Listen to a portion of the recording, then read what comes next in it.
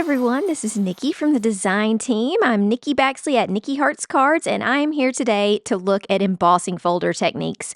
I love this new embossing folder from the latest release, and I'm going to use it for 4 different cards and 4 different techniques and create a gift set for my sister. So my sister's a veterinarian. She's always needing pet-related cards, and I thought this is the perfect time to show people how many things you can do with an embossing folder to create some amazing gift sets for whoever out there in your life needs them. So have you tried embossing folders yet? If you haven't, we're going to take it from pretty basic to a little bit more advanced. So here we go. Let me show you what papers we're going to use in case you want to create along with me today. I'm going to use A2 size cards. I'm going to use a black piece of cardstock that can be any color that you want. I'm going to use Bristol Smooth, which is a white cardstock that is great for ink blending. And then I'm going to use 2 pieces of watercolor paper. I am specifically using the Canson XL, and my watercolor pieces, just because my pad of paper is a little bit bigger, I cut them larger, which gives me a little room around the edges if I need to cut off that area. But this is the Canson XL watercolor. I don't consider myself an expert watercolorer, but this paper has worked great for me. Okay, now the name of the game today is Quick and Easy, but doesn't look quick and easy. How about that? So that we can create 4 cards and a little gift set for my sister. Of course, I could keep on making and make a ton of them, but I'm just going to show you 4 so I can show you 4 separate techniques. So we'll start out with our white piece of paper, and we're going to emboss that. It looks beautiful just the way it is, and you could use it this way, but I really love pet cards that do a black and white and red theme. I just think they're just very beautiful. So let me show you how I'm going to get some black on this. So for this simple black and white, I'm going to use my VersaFine Nocturne ink pad, which is a really dark black.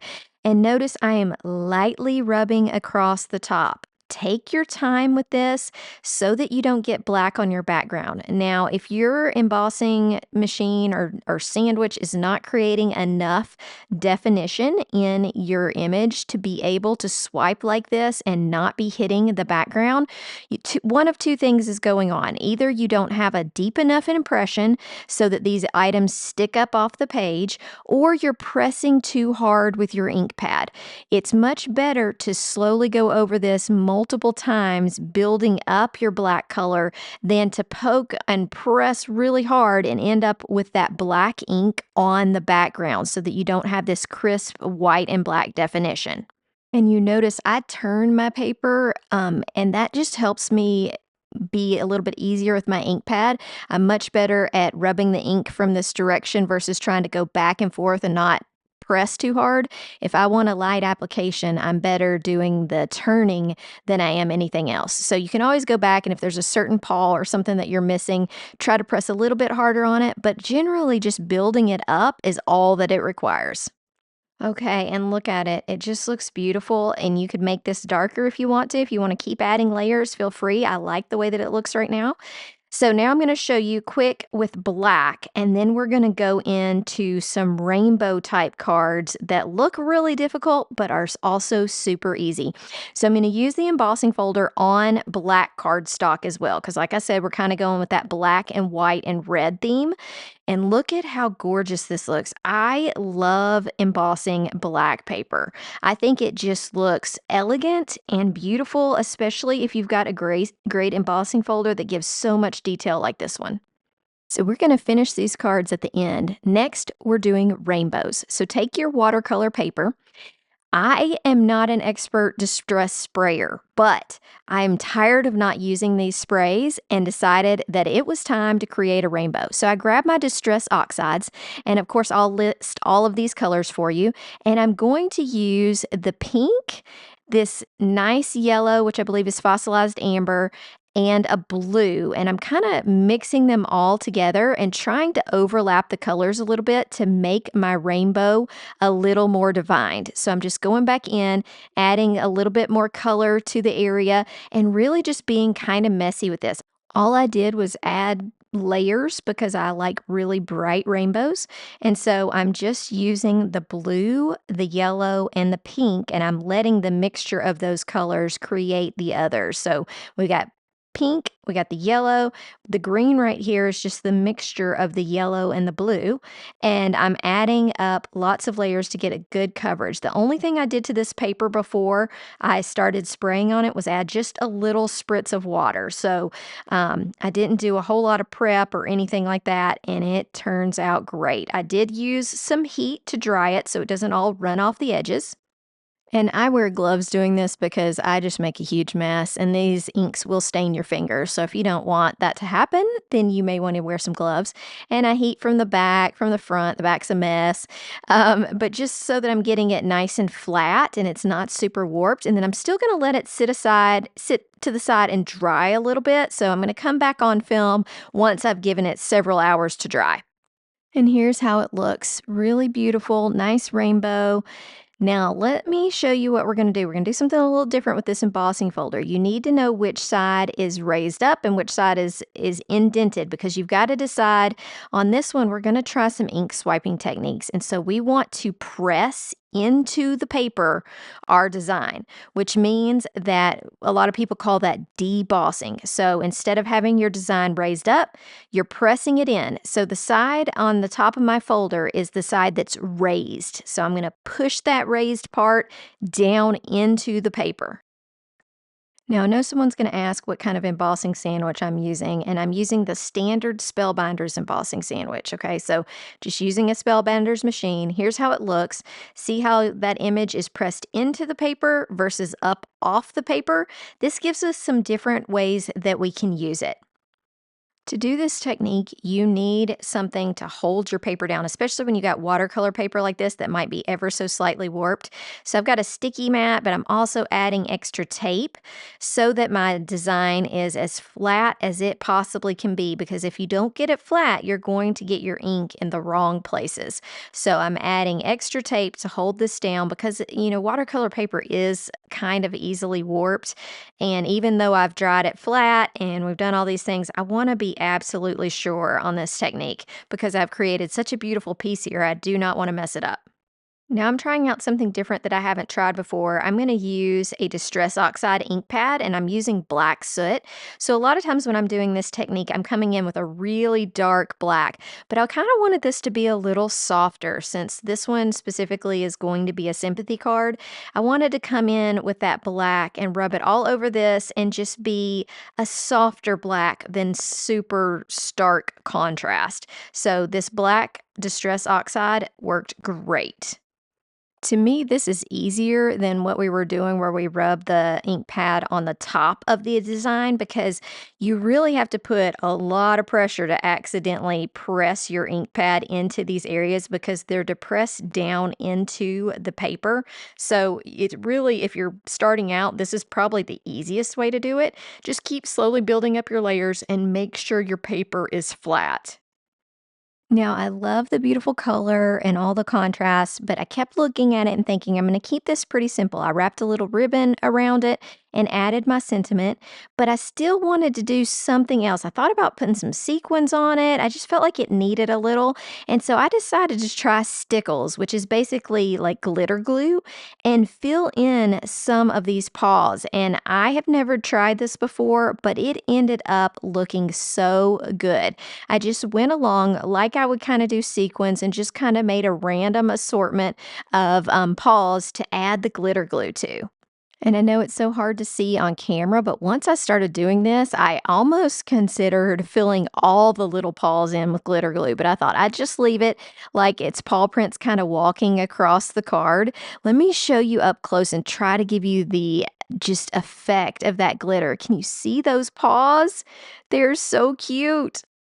And of course, it goes perfectly with the sentiment that dogs leave paw prints on your heart. I just thought that was so cute. Okay, we're going to do another rainbow card, and we're going to use watercolor. Now, don't let this scare you off. Watercolor is very easy in the way that I'm going to do it. You just need a brush and some colors. You don't have to have anything fancy, a little bit of watercolor paper, and we are going to make the messiest watercolor, and it's going to look amazing. Now, I'm using the Altenew gouache, I believe is how it's I don't know how it's said. It's Altenew watercolor tubes, basically, and you don't have to have this many colors, you really don't. You can just do, like, a pink or a red, a yellow, and a blue, and that's gonna allow you to mix all these together. For this one, I just took different stripes, so I did a total of 6 stripes across the page, and I actually recreated this for you because when I did this piece, I had some leftover watercolor, and so I had just done some stripes across the paper because I didn't wanna waste them.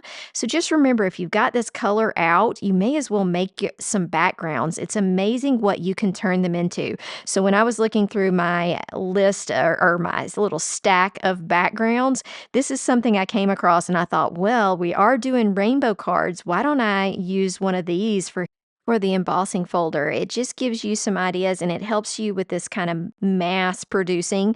You've already got some options that you've created previously. Why not use them? Break them out and use an embossing folder on them. I bet you have a ton of backgrounds that would look amazing with an embossing folder. So I happen to take advantage of that. And one thing about watercolor that you need to know is that you can always fix it with more water. So just add water. I'm going to dry this and let it sit and dry for a little bit longer, and then we're going to run it through the embossing folder, and I'll show you how awesome it looks.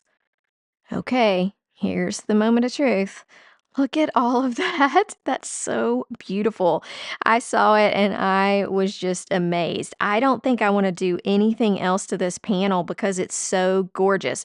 I'm going to create some fun die cuts on this one to just make it a little bit more exciting than just a background, but really, you could throw a sentiment on this and be done. So here's our 2 rainbows. So this one is the watercolor rainbow, and then let's look at it with the debossed one that has the ink swiping. The one on the right is the one I use the sprays for. So we got watercolor versus sprays, similar but still different. And so this one I'm going to add some adorable dies. I added a little piece of pink vellum on top, and then I'm going to add a cat with a little cat bed. So I'm just going to show you that. I'm not going to go through the whole die cutting thing. I just want to show you how this card comes together. Added some little pink hearts. These are embellishments, and they are from Trinity Stamps. And I just wanted to put something extra. I just like to have that little extra something fun on a card, and this cat just was dying to have some little hearts around it. So let me show it to you up close. Okay, so it's adorable. Love is a four-legged word, just precious. Now, let me show you some ways to quickly finish our black and white cards. So I did not want to color these stamps. So I decided I would just spray some brown and light brown colors on a page and then stamp. And then I was going to have tons of little things I could die cut. So I went over the paper with some anti-static powder. I'm using a black ink. I'm going to stamp these and clear heat emboss them. And it looks so cute. It looks like it should just be completely random, but it worked perfect to get lots of little animals to make tons of cards. And why you say, do I add the clear embossing over the top of these? Well, I'm on watercolor paper and I want my images to really stand out and have that nice dark black, and I don't want them to smear. So I decided that I would use a clear heat embossing, and it just kind of makes them stand out. Can you tell the difference? They just really stand out off the page. Now we'll die cut and we'll make 2 cards. I repeated this with like gray and white. And then I also had this extra piece of paper that was in my little stash of backgrounds and decided that I'd add a nice red heart on this card, which is going to look amazing with that black and white background. And then I grabbed 2 of the dogs that I die cut. These dogs were from the gray and white spray that I did, not the brown. I'm going to show you what we did with all those little brown animals next. So I grabbed a couple dogs and I popped them up on this panel. When you're attaching things to a 3D emboss panel, it's easier to use a double-sided adhesive to get those to stay. So are the cute little brown animals that we did. So the brown and white that we sprayed. Now I've got them lined up on our black background, and I'm going to add red hearts. These are similar to what we used on the cat rainbow card, but these are red. They're red and they're see-through, so it's just that subtle pop of red that really makes this card work. Let me show it to you up close once I've put all the hearts on. They are adorable. You don't notice them right at first, and then you just see that little pop of color, and I think it just makes the card. So I really love using it. So here are our 2 where we did black and white and red, and one has a little bit of red, the other one has that large heart. So look at that. Beautiful. Let me show you all the cards right now, too. So we've got our black background, super easy, just added some beautiful stamping to it and those nice little hearts. It just has so much detail because the embossing folder is so amazing. Next, we've got our black and white card with our pretty red heart, and it is so cute. It's got the black and white and gray stamps. So, just some kind of neutral little dogs here, and those stamps have so much detail because they're red rubber stamps. They just have a lot of detail in the dogs. And then let's look at our rainbow cards. So, we got our cute little cat sitting in his bed here in this watercolored rainbow card. He has that nice little piece of pink vellum behind him and some little hearts as well. And then last, we have our other rainbow card. This one is the one where we did the blackout technique, where we rub the ink pad over the top, and it just looks gorgeous. I think that her clients are going to feel very special when they receive one of these cards in the mail, especially if they have lost a pet and they're just so happy to have a handmade card that was made specially for them and shows them some love and kindness during the time of loss. I hope that you enjoyed this video and that it gives you lots of ideas on making a gift set of cards for people. People love having handmade cards, and I know that they will enjoy this. And it's a quick, easy, fun way with embossing folders. Let's go over the techniques that we used. We just embossed colored cardstock, which is what this black is, left it the way it is, and put some beautiful stamps on front. Then we embossed white cardstock and used some ink swiping over the top to bring out the pattern. Next, we created a rainbow effect with the Distress Oxide sprays, and then we ran our ink pad over the top of this image, and it was a debossed image, so a little different pattern. Lastly, we used some watercolor stripes to create a gorgeous effect. Everything that I used in this video will be linked in the description, so make sure to check that out if you're looking for supplies. If you haven't done it yet, hit the like and subscribe on the channel and find me at Nicki Hearts Cards. Have a great day. Bye!